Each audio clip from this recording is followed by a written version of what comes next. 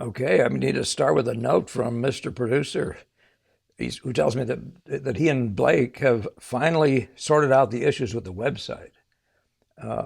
In case that's hasn't been working for some of you guys, and that's for sending donations. But so you can now make donations at studio.ingbretson.com, and it should be working well. Okay, those are my experts, Blake and Mr. Producer, the computer type guys.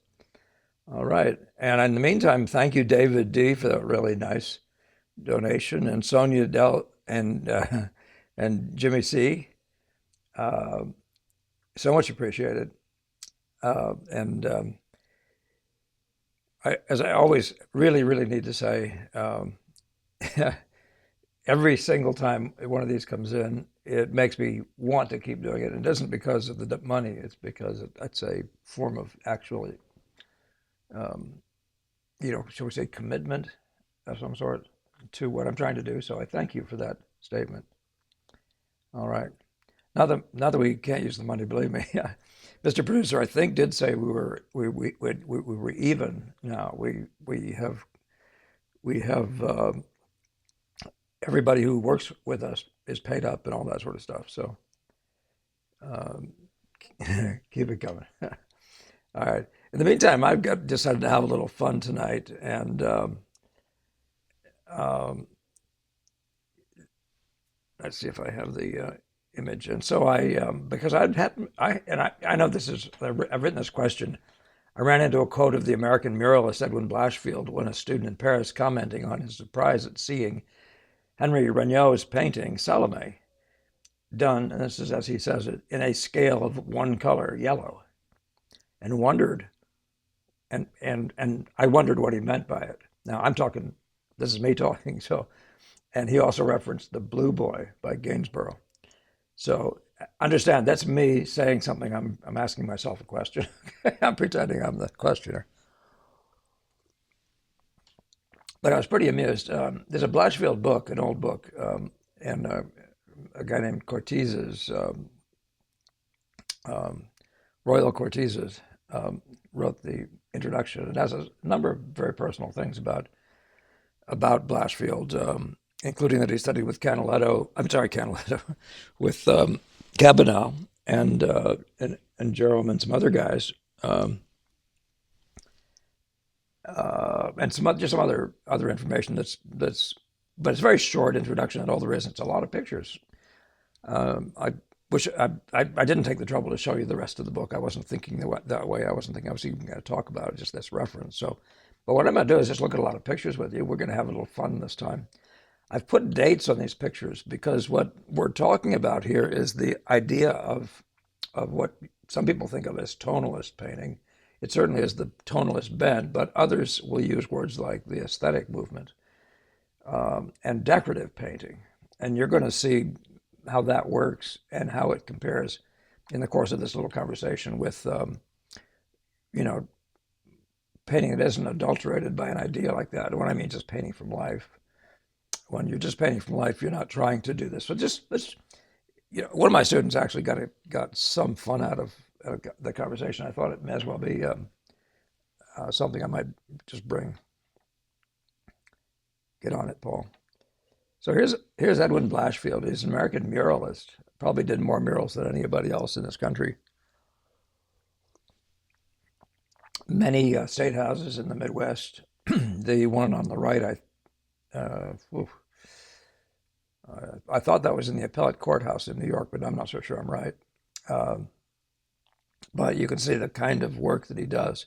The one on the left is just you might call standard academic salon.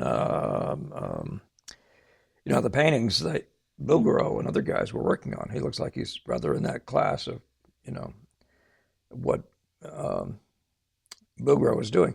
Blashfield's date's 1848, so he's younger than Bouguereau.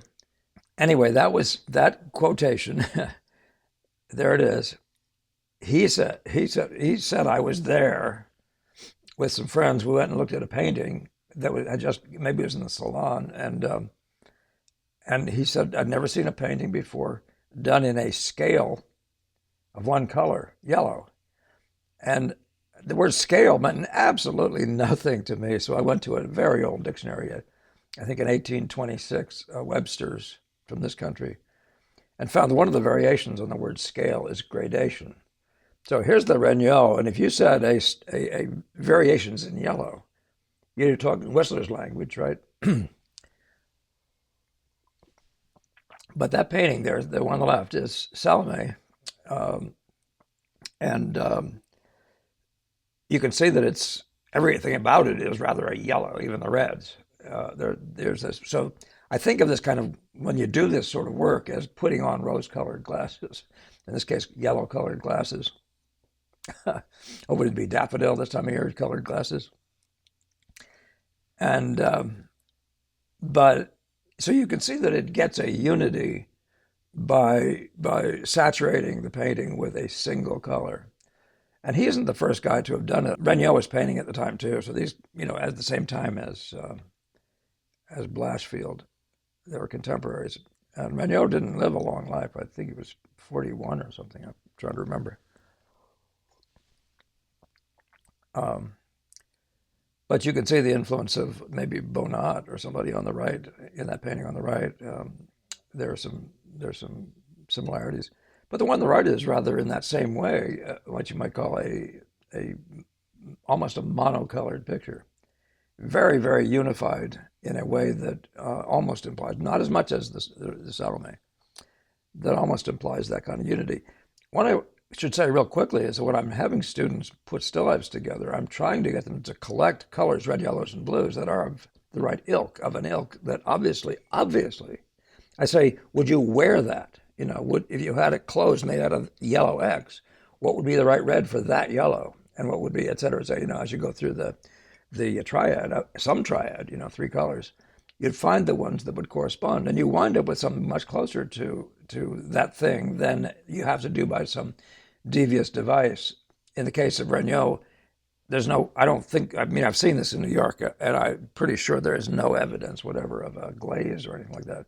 But in theory, of course, you might glaze the entire thing to give it some sort of a strange unity like that. You don't need to as a good painter. But I'm saying that still life you can set that up pretty well. But he then said, of course, I had seen Gainsborough. The Gainsborough isn't itself evidently a study in blue by any means. So I won't make any more of that. He was thinking of it from memory or something maybe.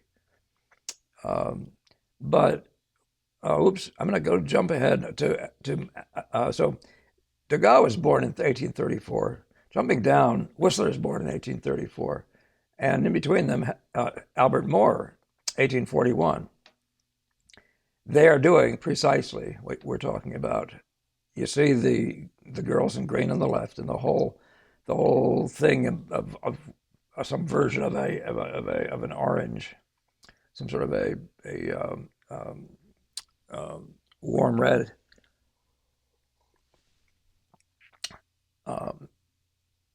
As it were, those glasses with those things on, so you can see the skin tones. If you took them out of one and put them in, they wouldn't go into the other painting. And but so it's just an amusing thing. But think of it in a decorative sense. If you had a green room, and you'd want to be able to do something like that and put together a picture that potentially would have that kind of unity. And it may have been an influence at some point on Blashfield. But so there's Albert Moore already doing it. Regnault would have seen this probably, or several of those. Somebody online is pointing out how many steps these Albert Moores and how many hours and hours and hours he took creating these things. It's really quite an impressive study somebody did. I can't tell you who. It was a scholarly, a graduate maybe thesis or something like that. But let's just go back a second. Here's Degas, and doesn't this look like exactly the same thing? Everything is a variation in yellow in both of these pictures. And I'm only picking yellow. They just came up the first thing. I could have done in other colors. But one of the things I'm trying to tell people is that every painting takes on a classification, so that if you line up all the paintings in the world and then reorganize them by color, you see that, there's a red painting, there's a red painting, there's a red painting that's getting more blue, and eventually, whatever, and see, then there's the blue family of paintings moving toward green or whatever, and then the yellow family and through the warmer yellows. But paintings literally take on what you would call a general tonality. They have one. It goes with the territory. Some of them less obviously than others, but all of them have them. Now, unless you go but even if you go neutral, I had a guy here. I don't think I still have it. Oh, there it is. Yeah, look at the one on the left here. So the one on the right is, you can think of that as yellow if you want. You can think of it as green, or he seemed to like this lime yellow. And by the way, I want to say again to those people out there who get upset about this, we're looking at screen images that undoubtedly are not true, but they have just enough data to be slightly useful. I was saying before, that there would be a red in every picture. There's red, yellow, and blue, so to speak. So here you have the yellows to the greens, and what these things, there are reds, right? But they are so heavily saturated that they almost don't come out red. And in this case over here, you see the red, but this over here being a red, right? So are you seeing blues? Well, there's spots here is that the blues, or whatever family of that makes the triad. But it is that thing that's going on. But anyway, so you can go all the way to these sort of wildly neutral zones. Let me see if I can get back down my line of thought. So there's the Albert Moores. Then I wanted to just show you Whistler again. Now remember, Whistler and Degas had these conversations. They were of the same mindset, and I'm saying that it has something to do with the nature of the form as being a color. So you can call it visual art. As I've said to you before, there was an Italian painter who referred to it as the art of color. I think it was an Italian. Not helpful, right? But if you just simply said it's color, then what is it about color? That's color play. So the tonalist thing, there's a thing the tonalists do. They reduce the range of values frequently, as in the tonalist, the misty day thing that the Whistler's doing on the left. And then they're also willing to reduce the range of colors so that it's so dominated by the blue or the red or whatever that the reds are only discernible as variations in blue, if you want to put it that way, in a blue picture like this. They still all contain enough red, yellow, and blue, as it were, to be fully functional. If it was just a two-valued picture, you'd see it and you'd think it was a print or something like that. And these aren't doing that, are they, to your eye? So anyway, these Whistlers doing this already well before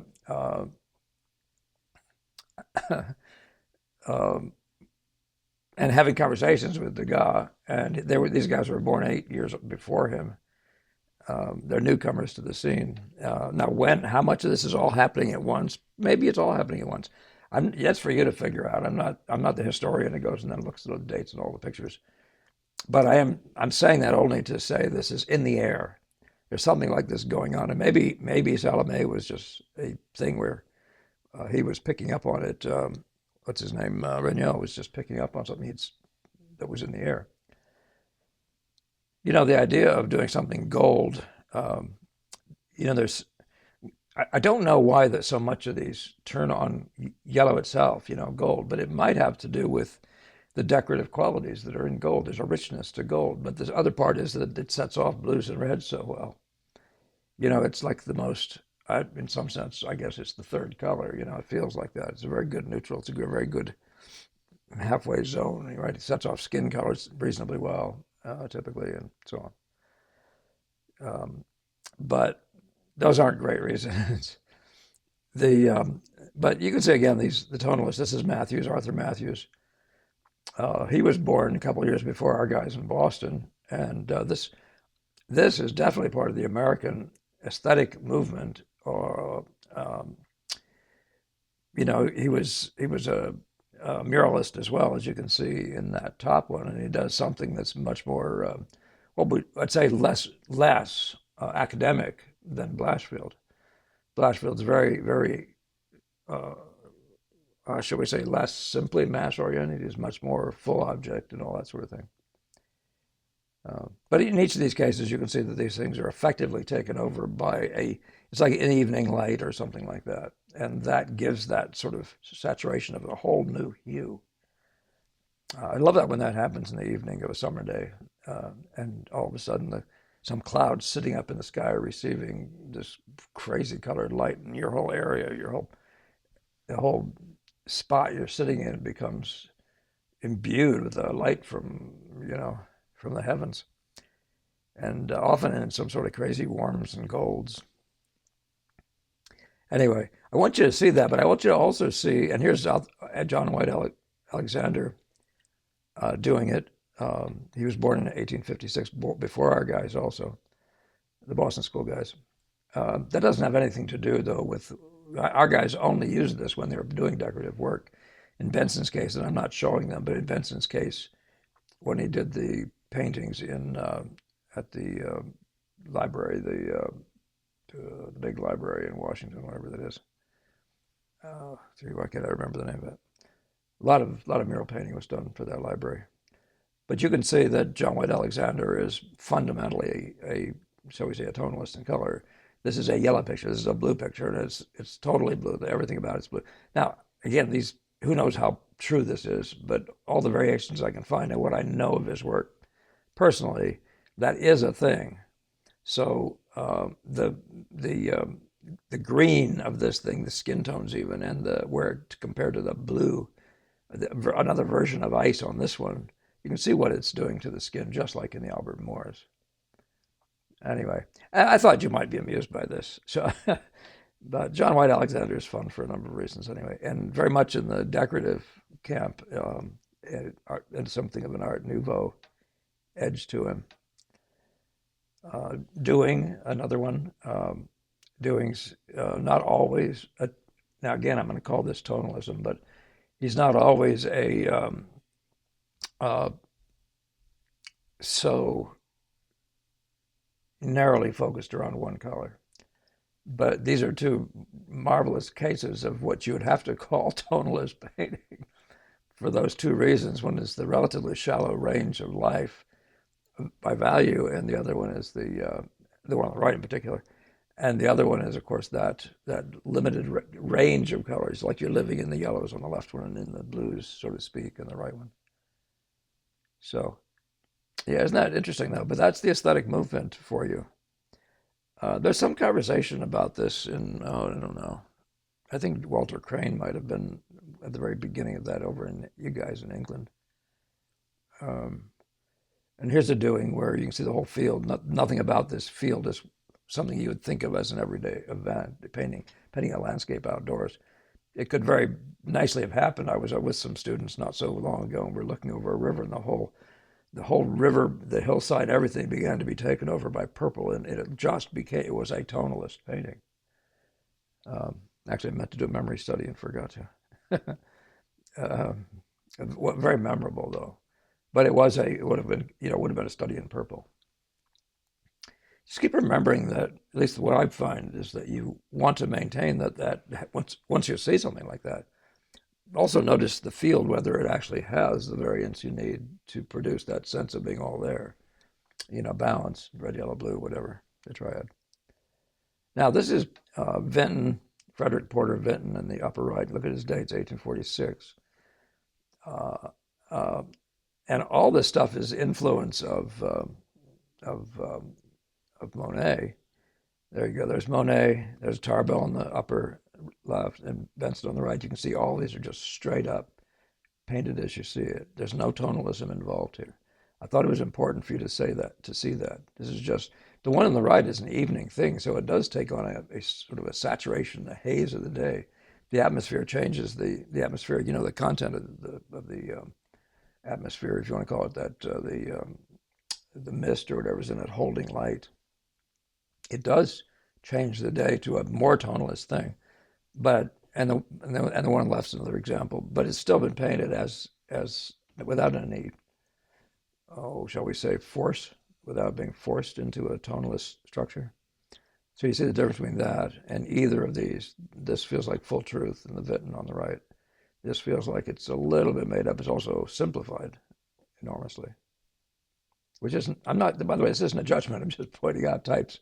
Okay, keep that in mind with you guys. Soroya, Zorn, Sargent, there you are. All of them just straight up painting what they see in front of them. None of these are attempts at doing what they call the aesthetic movement type of stuff.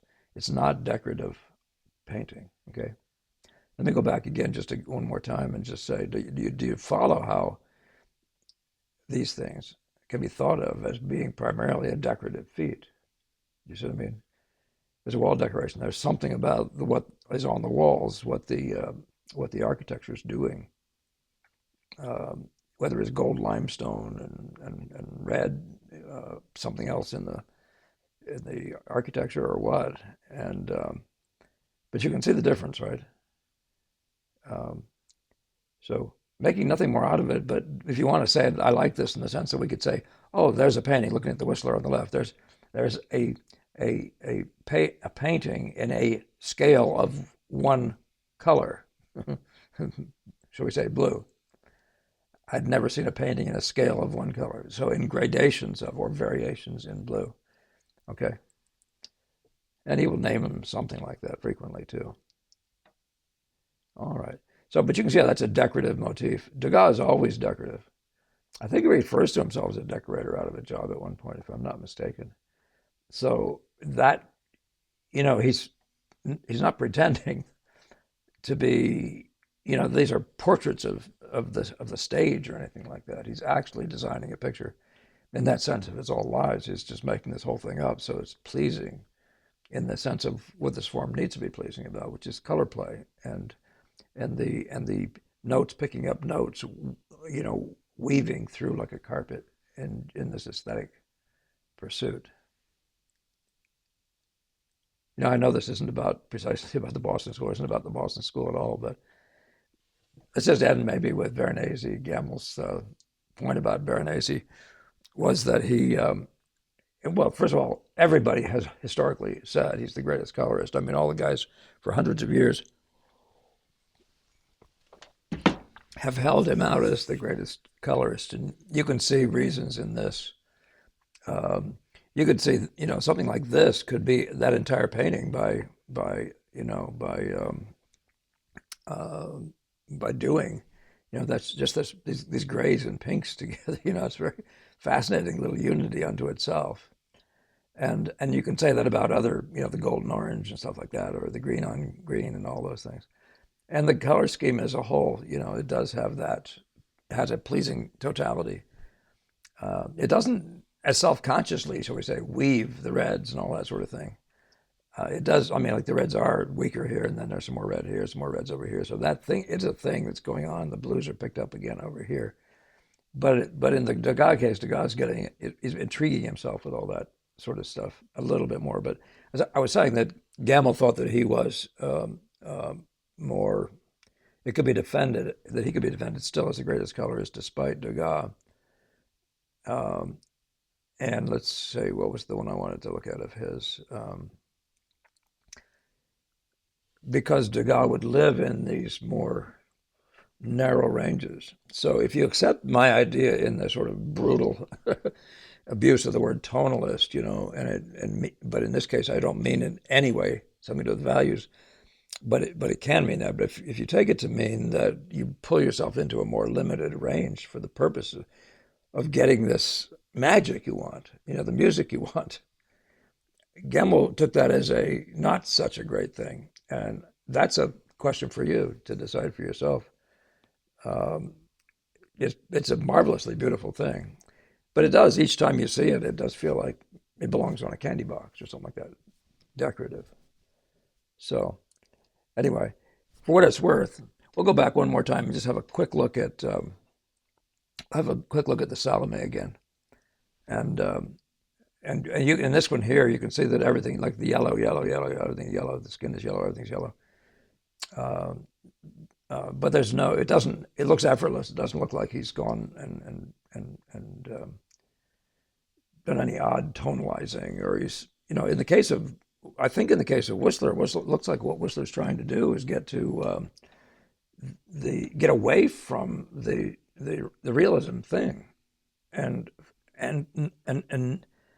some people would say because he couldn't do it, and and that's not precisely so. And but other people, but I think the reason is because he wanted you to stop thinking that's what the point was. He wanted you to start thinking, don't you see what I'm trying to show you here? Look at the dance of color. So in a variation, you might say, or a, I've said before you, said that what Monet did with color by just just pulling it all out, drawing it all forth in the sense of the truth of the magic of the visual impression. These guys are moving over and now trying to make something out of it. So it's almost the difference in my mind between a guy like Tesla who's just sorting out all of electricity and someone like somebody else, maybe you'd say like an Edison in this country, who's just simply making light bulbs, so you can have light in your house, and using a piece of that great idea. That's really not an adequate metaphor, understandably, but nevertheless, here he is. Whistler is clearly trying to get you to stop looking at everything else and start just receiving the beauty of the thing as color play. You might say color, shape, play, that sort of thing. And you can see how this leads, in some sense, to modern abstraction. The problem with modern abstraction, though, is that it leaves us cold. It might be the AI might love it, a robot might love it, the theoretical mind might love it. But I think that's one of the difficulties of a human form. When it loses the human, it loses an awful lot. So, nevertheless, I buy this idea rather admittedly that this is a dance of colors. This is a dance of shape. It's shape play, color play, and all those sorts of things. And yet it's nothing kind of if it doesn't come from us and doesn't talk about us. It's like it's somehow or other all of our music does that. You know what I mean? Okay. All right. Happy thoughts. Thank you, Paul, for sending me that. Our royal courtesans for sending me that. All right, guys, as much a week as this was, we're on a roll here. I do hope to have you a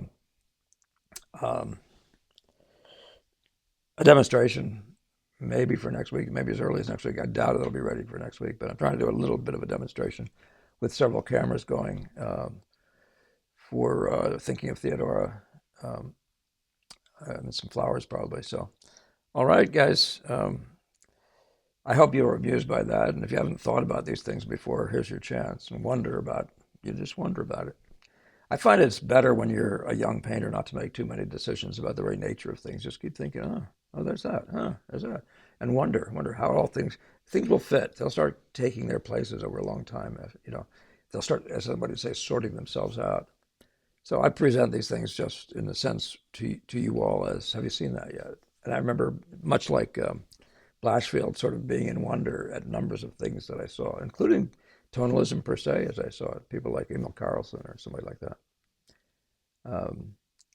So, all right, you guys have a good week, and I look forward to the next one. Thank you again, Jimmy C. and David D. for your donations this time. Thank you, everybody, for sharing, for subscribing, liking, all the rest. Keep doing it. Keep us moving, and have a good week.